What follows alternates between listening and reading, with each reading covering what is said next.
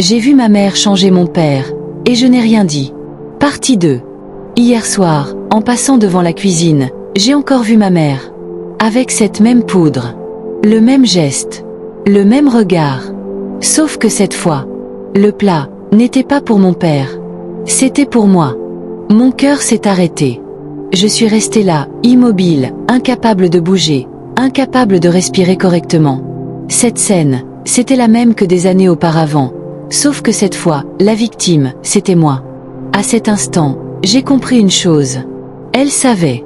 Elle savait que j'avais vu. Elle savait peut-être que je commençais à comprendre. Et elle voulait me faire taire, définitivement. Je suis retournée doucement dans ma chambre, sans faire de bruit, comme si je n'avais rien vu. Mais à l'intérieur, j'étais en panique totale.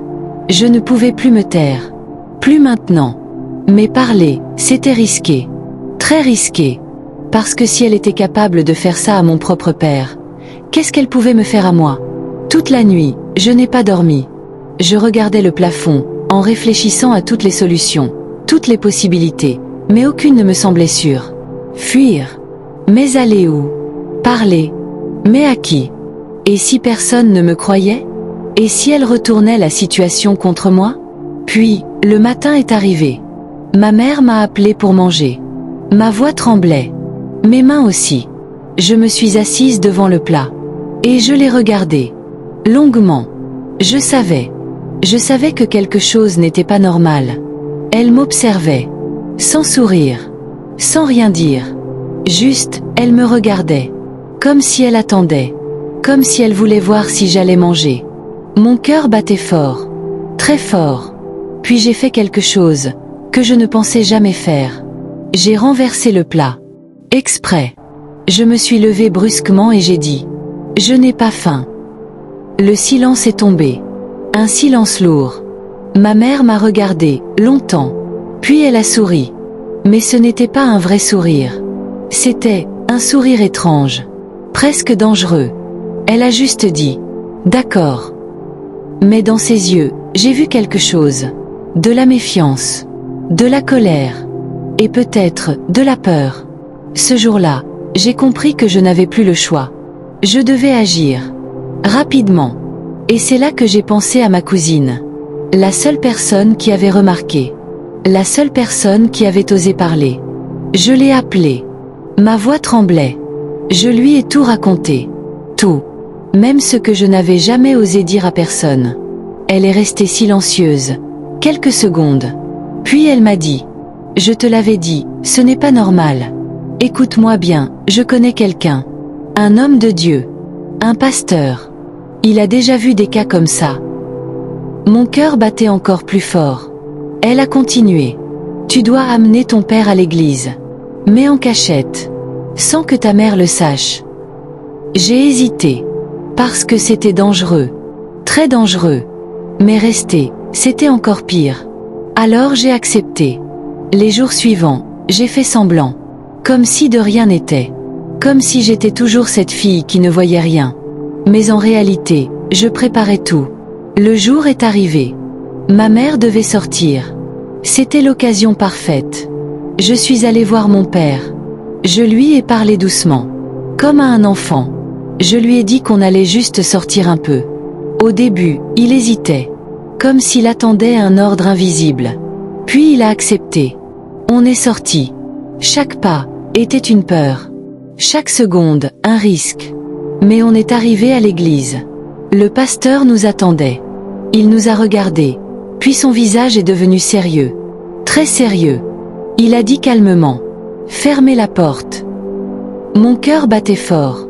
Il s'est approché de mon père. Il a posé sa main sur lui. Et immédiatement, mon père a commencé à trembler. Puis a crié. Un cri profond. Douloureux. Comme si quelque chose en lui résistait. Je me suis mise à pleurer. Le pasteur a commencé à prier. Fort. Avec autorité. L'atmosphère était lourde. Oppressante. Et soudain, mon père a ouvert les yeux. Et il m'a regardé. Vraiment regardé. Pour la première fois depuis des années. Et il a dit. Ma fille, aide-moi. Je suis tombée à genoux. En larmes. Parce que je savais. qu'il était là, depuis tout ce temps, mais qu'il était prisonnier. Le pasteur a continué. Encore, encore. Puis tout s'est arrêté. Silence total. Mon père est tombé. Inconscient. Le pasteur a soufflé, puis il a dit. Il est libéré, mais le vrai problème est toujours dans sa maison. Mon sang s'est glacé. Il a ajouté. Si rien n'est fait, tout peut recommencer. Je tremblais, parce que je savais de qui il parlait. Puis il m'a regardé, droit dans les yeux. Tu dois être forte, parce que ce qui vient sera encore plus difficile. Et à ce moment précis, la porte de l'église s'est ouverte violemment. On s'est retourné. Et là, mon cœur s'est arrêté. C'était ma mère, debout, dans l'entrée, en train de nous regarder, avec ce même sourire. Mais cette fois, il n'y avait plus rien d'humain dedans. Alors dites-moi, est-ce que j'ai bien fait de l'affronter, ou est-ce que je viens de déclencher quelque chose de pire? Et surtout, si vous étiez à ma place, est-ce que vous resteriez pour sauver votre père, ou vous fuiriez pour sauver votre vie? Abonne-toi à Le Lieu de Confession by Jimmy Résolution, parce que la suite risque de dépasser tout ce que tu peux imaginer. Bienvenue dans Le Lieu de Confession by Jimmy Résolution.